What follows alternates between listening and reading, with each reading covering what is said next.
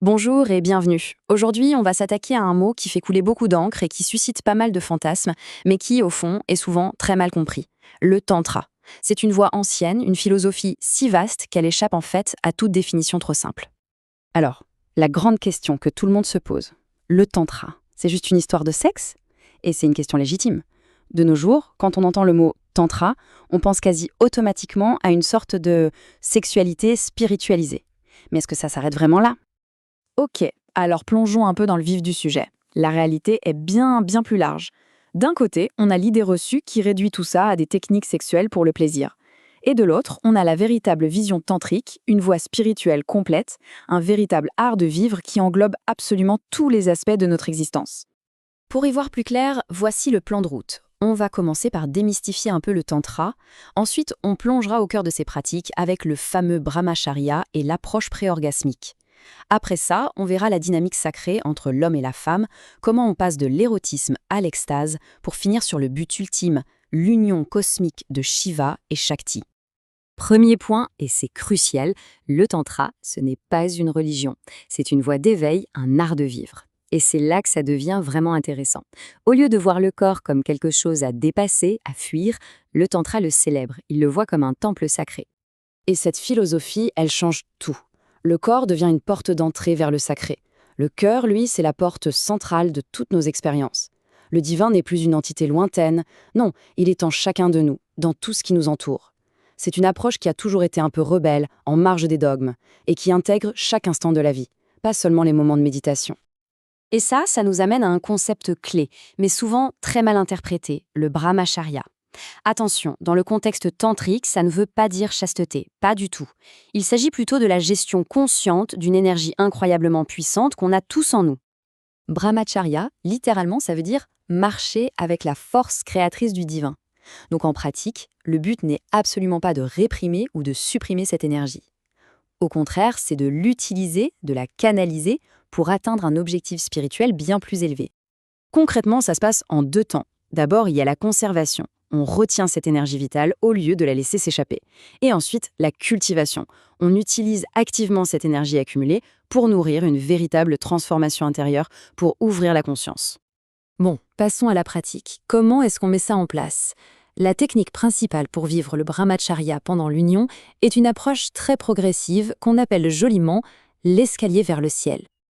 Le processus est assez simple en apparence, mais ses effets sont très profonds. Tout commence par une stimulation normale. Puis, juste avant le point de non-retour, l'homme se retire. À ce moment-là, les deux partenaires font une pause, et c'est là que la magie opère. L'énergie monte, s'accumule, se transforme. Et on répète ce cycle encore et encore, chaque étape intensifiant l'expérience. C'est exactement ce que décrit l'auteur Yogani. Il dit: ensemble, ils montent les marches d'extase créées par les cycles répétés de stimulation et de repos. C'est un escalier vers le ciel. Cette image, elle est parfaite. Elle capture vraiment l'idée de transformer un plaisir physique en une expérience spirituelle qui s'élève, qui dure. Cette pratique, elle ne transforme pas seulement l'expérience individuelle, elle redéfinit complètement la dynamique du couple. On n'est plus dans les mêmes schémas, de nouveaux rôles émergent, basés sur un équilibre et un respect mutuel vraiment profond. Le rôle de l'homme est, disons, plus technique. C'est lui qui gère la durée par sa maîtrise de l'énergie. La femme, elle, incarne la déesse divine. Elle est l'inspiration. En fait, le contrôle de l'un crée une liberté immense pour les deux.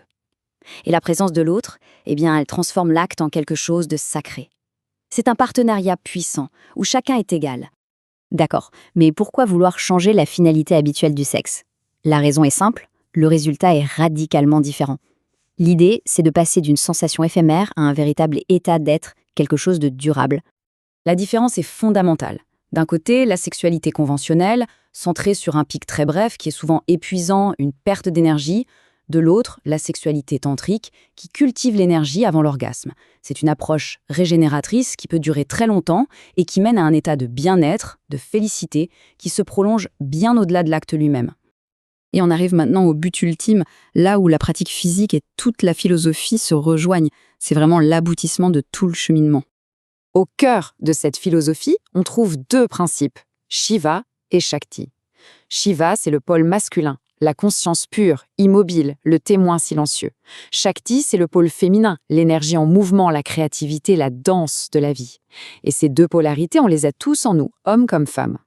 Le but suprême du Tantra, c'est donc de réaliser l'union intérieure de ces deux forces. La pratique devient alors un moyen de fusionner son propre silence intérieur, son Shiva, avec sa propre énergie extatique, sa Shakti. Et les fruits de cette union sont profonds. Le corps devient un canal pour une énergie divine. L'énergie érotique se métamorphose en une joie spirituelle qui ne dépend plus de rien d'extérieur. C'est l'expérience d'une sorte de romance divine sans fin à l'intérieur de soi. Et cet état, il déborde. Il se manifeste naturellement comme un amour inconditionnel pour le monde entier. Tout ceci nous laisse avec une question assez vertigineuse. Et si la plus grande histoire d'amour, l'union la plus complète, la plus satisfaisante, n'était pas à chercher à l'extérieur, mais bien à cultiver à l'intérieur de soi?